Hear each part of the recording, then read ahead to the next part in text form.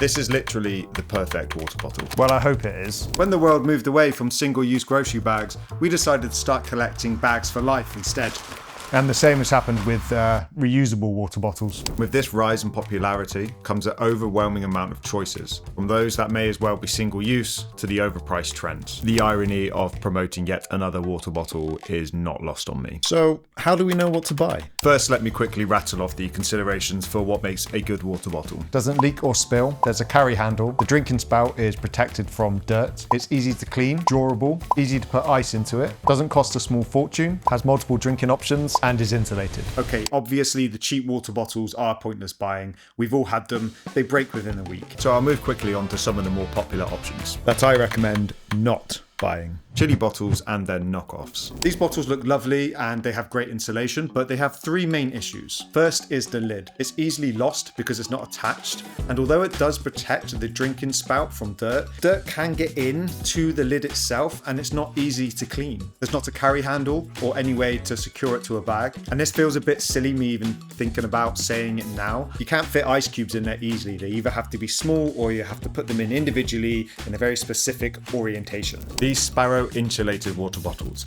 but most of their issues are mainly to do with these sport lids. After about 1 year of use, these lids are prone to leaking, and they also collect a lot of dirt in the recess where the drinking spout is. But in all fairness, you can buy replacement lids. When you buy these, they usually come with a metal and bamboo lid. However, when you're screwing them on and off, they make a horrible noise.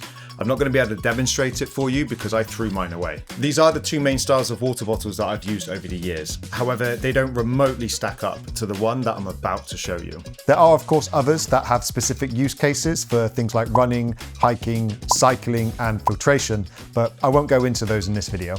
So here it is, the juicy part of the video that you've been waiting for. What water bottle do I recommend? The Owala Freesip 700 milliliter. This ticks every box, but one feature is an absolute game changer, whatever that means. The drinking spout has two options. It's a simple but genius idea. And now I see it, it seems pretty obvious. It has a built-in straw and open spout, but why would you want this option? Well, have you ever tried sipping from a straw whilst laying in your hammock? It's not very comfortable. Or how about without a straw while sunbathing? With this water bottle, you can do both without any problems whatsoever. Full disclosure, I have not owned this bottle for very long. There may be some issues that arise after a year of use, and if that's the case, then I'll be sure to post an update. If you would like to get one for yourself, I have left the link down in the description, and I'll also leave one in the comments. They have loads of colour options available, and I've even seen Harry Potter themed ones. Fingers crossed this is the last water bottle that we will ever need to buy. I hope this video was helpful, and I'll see you in the next one.